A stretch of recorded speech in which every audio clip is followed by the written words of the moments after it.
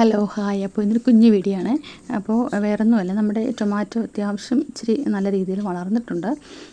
അപ്പോൾ നമുക്ക് ഇതിങ്ങനെ പോയാൽ പറ്റത്തില്ല. നമുക്ക് നല്ല ശിഖരങ്ങളോടുകൂടി നല്ല ഊർജ്ജമായിട്ടിത് വളർന്നു വരേണ്ടതുണ്ട്. അപ്പോൾ അതുകൊണ്ട് തന്നെ നമ്മളിങ്ങനെ ഒരു 5-6 ഇല വന്നതിന് ശേഷം ഇതുപോലെ അതിൻ്റെ മണ്ട നമ്മളൊന്ന് കട്ട് ചെയ്ത് കൊടുക്കണം. കട്ട് ചെയ്ത് കൊടുത്തു കഴിഞ്ഞാൽ നല്ല രീതിയിൽ ശിഖരങ്ങളോടുകൂടി വരും. അപ്പം ഞാൻ മുളകിൻ്റെയൊക്കെ വീഡിയോ ഞാൻ നേരത്തെ ഇട്ടിട്ടുണ്ടായിരുന്നു. നമ്മൾ ഒരു നട്ട് ഒരു 2-3 ആഴ്ച കഴിയുന്ന സമയത്ത് അതിൻ്റെ മണ്ട കട്ട് ചെയ്ത് കൊടുക്കുക. കട്ട് ചെയ്ത് കൊടുത്തു കഴിഞ്ഞാൽ ഒരുപാട് ശിഖരങ്ങളോടുകൂടി നമ്മുടെ മുളകായാലും വഴുതന ആയാലും ഒക്കെ ഞാൻ ഇങ്ങനെയാണ് ചെയ്യുന്നത്. ഇതുപോലെ ഒരു നമ്മൾ അതിൻ്റെ ചെടിയിൽ നിന്ന് അടിയിൽ നിന്നുള്ള ഒത്തിരി ലീഫുകളൊക്കെ അങ്ങ് വെട്ടിക്കളയുക.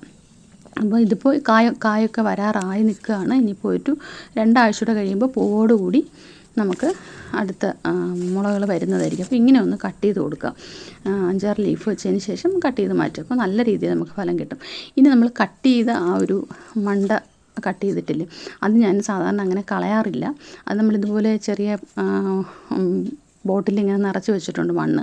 അപ്പോൾ അതിൽ കൊണ്ടങ്ങ് വെക്കുകയാണ് ചെയ്യുന്നത്. അത് നമ്മൾ വെക്കുന്ന സമയത്ത് നമ്മൾ തണലത്ത് വെച്ചേക്കണം. അപ്പോൾ നമ്മൾ പൊടിക്കുകയാണെന്നുണ്ടെങ്കിൽ നമുക്ക് വേറെ ഗ്രോ ബാഗിലോട്ട് മാറ്റാമല്ലോ. അപ്പോൾ അങ്ങനെയാണ് ഞാൻ ചെയ്യാറുള്ളത്. ഇതുപോലെ എപ്പോഴും ഞാൻ ടൊമാറ്റോയൊക്കെ ഇങ്ങനെ വെട്ടുന്ന സമയത്ത് ഇങ്ങനെ വരുന്നത് ഇങ്ങനെ വെച്ച് വളർത്തിയെടുക്കുകയാണ് ചെയ്യുന്നത്. അപ്പോൾ ഇതുപോലെ ഒന്ന് ചെയ്ത് നോക്കാം കേട്ടോ. Okay, thank you.